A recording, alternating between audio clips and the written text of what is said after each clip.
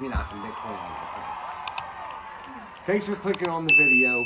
Shake a hand, make a friend. Nice to meet you. Anyway, look, I'm going to answer the top 5 questions I get asked about Bitcoin and how to secure it. They're going to be asked me by my lovely wife. She's behind the camera recording me.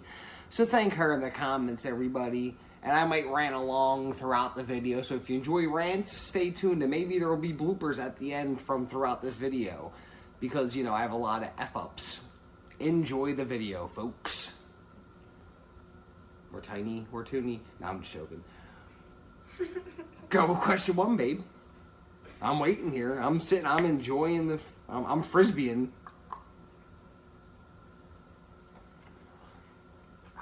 Bitcoin paradox. I haven't moved my Bitcoin off the exchange. What if I lose my hardware? Do I lose all of my Satoshis? Okay, well, let me answer that question in a simple form and a technical form. Both ways should help. Here we go. Follow along with me. Okay. So, if you lose your hardware device, you do not lose your Satoshis. They're safe, they're good, they're in the blockchain. Follow along with me.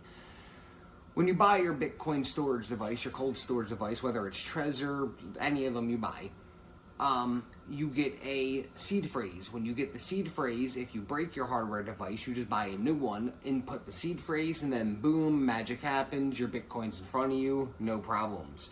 Okay, and then here comes a little bit of technical side to it. Your seed phrase, let's use a 12-word seed phrase as my example, because it's a lot easier to do.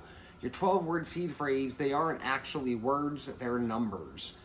Each set of words corresponds with a hexadecimal set of numbers. That hexadecimal set of numbers, gets transferred into a decimal set of numbers, zeros and ones. That decimal set of numbers gets transcribed through a computer algorithm to produce a thing called the checksum, which becomes the 12th word.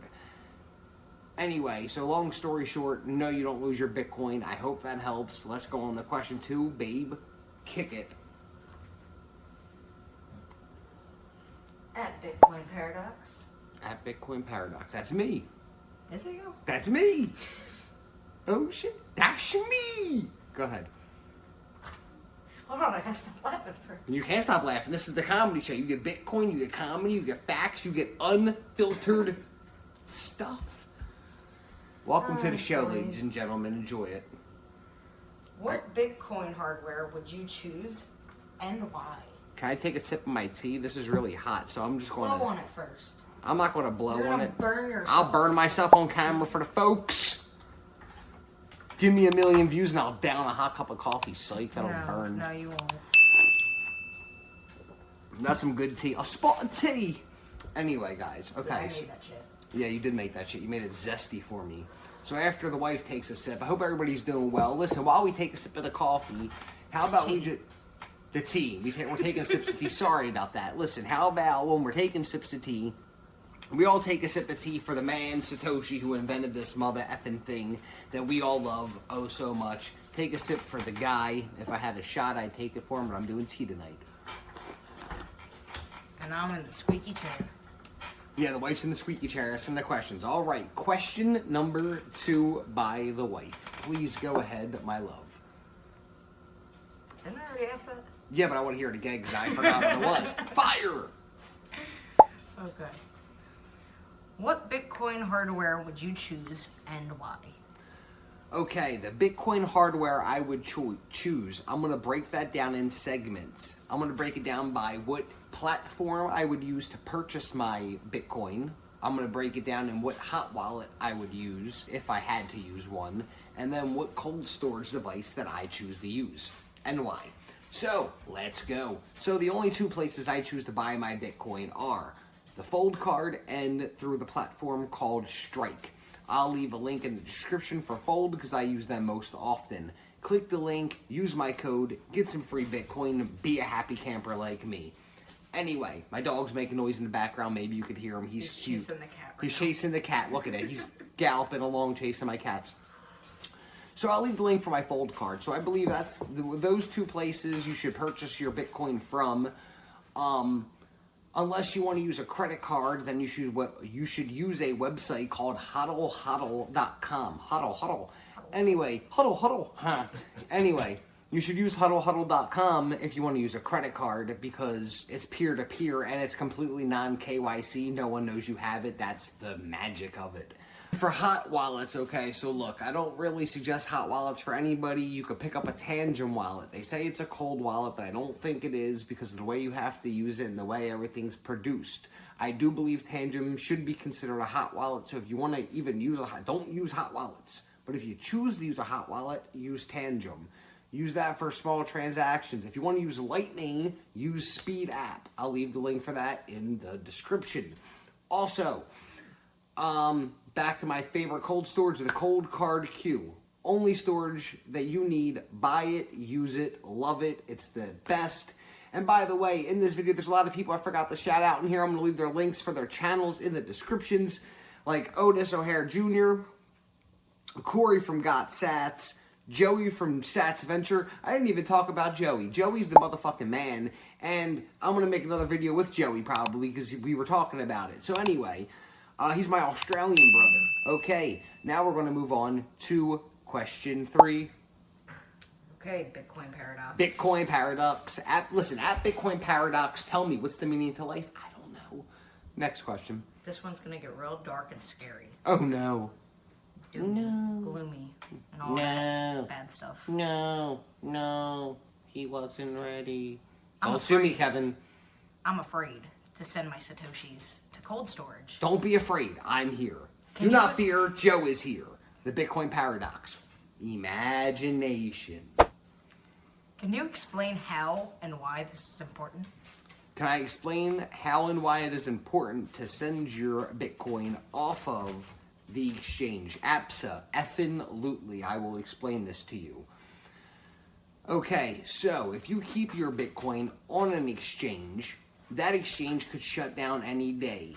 Coinbase, Robinhood, even Strike or Fold. Any platform you purchase and keep your Bitcoin on could go down and you will lose access to your Bitcoin. Not your keys, not your coins. Remember that saying. As soon as you purchase Bitcoin, I would have a two-way system. One cold storage device used to put all Bitcoin bought on, all Satoshis you buy, send straight to the hardware device, okay, the cold storage device. And then have a secondary cold storage device where you send lump sums of Satoshis to every time they reach the correct amount that you want to have in that transaction history. Is there anything else to go along with that? Let me think. Give me a second. No, I think that's it. So, next question, babe. Oh, wait, no, there's more to that question. Don't be afraid to send your Satoshis anywhere. It's really simple. If you're using a platform like Coinbase, you just click on it, click send.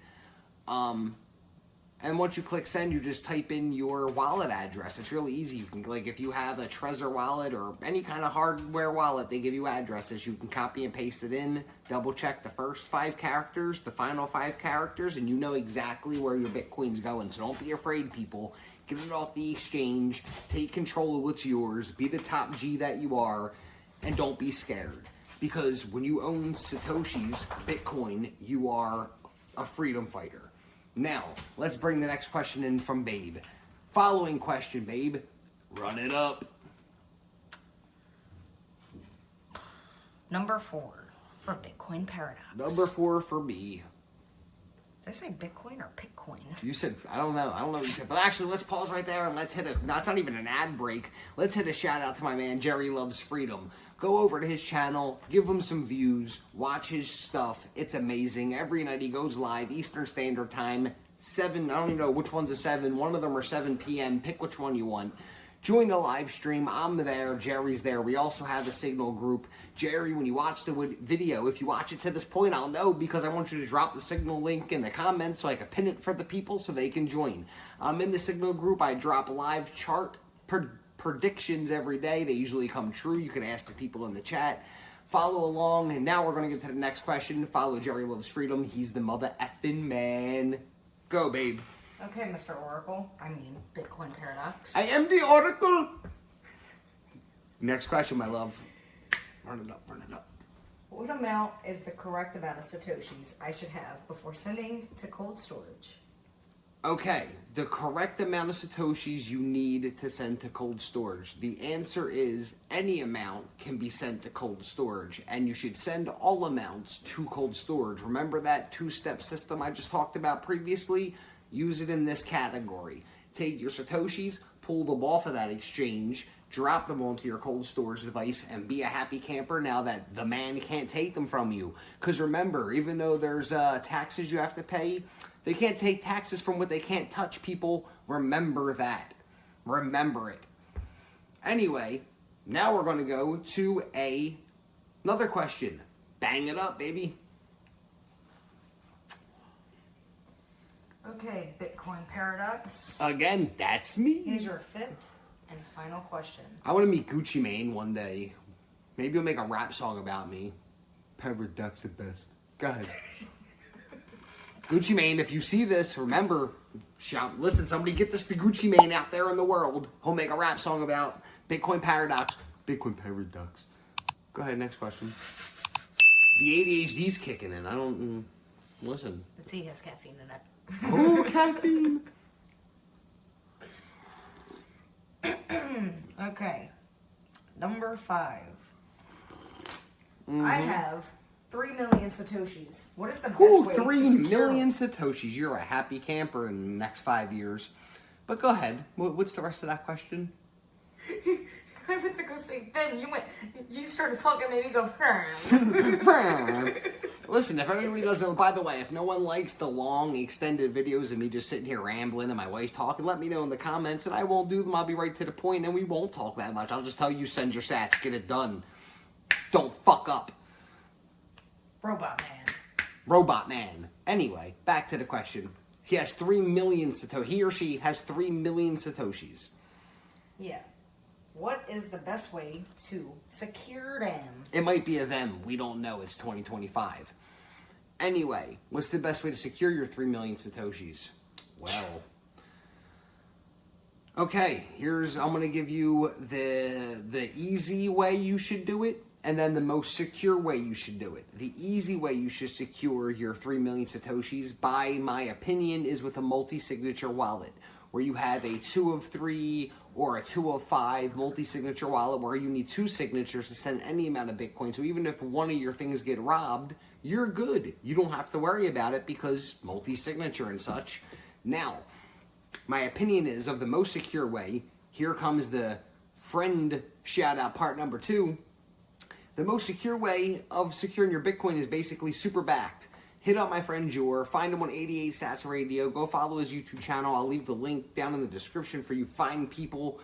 You can go find Jor, hit him up. I don't know if he owns, don't quote me here. I don't know if he owns the company or just works with the company, but there's a company he works with or for or owns called Superbacked. Superbacked uses a perfect encryption to encrypt your seed phrase using air-gapped devices. They don't know your seed phrase and they keep it perfectly secure for you. So if you get lost in the wilderness and you get free one day and you need your Bitcoin, he's got your back, brother.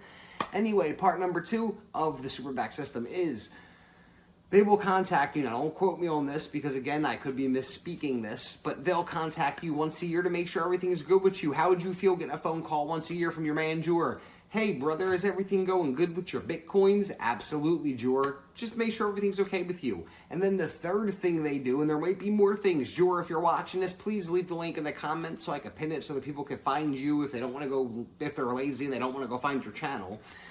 The third thing they do is the inheritance plan. God forbid you're driving along on a windy road, boom, you get into a car accident, you die. Now what happens to your Bitcoin? Oh no, it's gone forever. What about your wife and kids? Guess what? Or your husband and kids. Doesn't matter. What about your pets? I love my pets. You love your pets. Give your Bitcoin to your cat, bro. I'm just joking about that. Don't actually give it to your cat because we all know what they'll buy. The catnip. Bad stuff. You know, you leave the cats the Bitcoin before you left me the Bitcoin. No, I leave you all the Bitcoin. I leave you most of it, and then the cat's like 10%. You leave me most of it. Anyway, and then, yeah, so they have an inheritance plan where your Bitcoin will go anywhere you want it to go, people. So, like, you have no worries, you know, when you graduate in life. You know, when you go passing forward, everything's safe. And now for my final and bonus my bonus tip for you guys would be, don't ever plug your cold storage device directly into the computer, because then you can get some kind of malicious transaction. So when you get a transaction sign, what a malware can do is it could change that with a payload. So then when you go to sign it, it changes it at the last second. You don't even notice it's boom. Now it's going to Habab out in fucking Pakistan. Do you guys want Pakistani Habab to have your money? He comes out and, oh my gosh, he sent me 1 Bitcoin, everybody. You don't want that. That wasn't a racist thing. I do impressions, everybody. I love Indian people. They're great, and they make fire-ass food.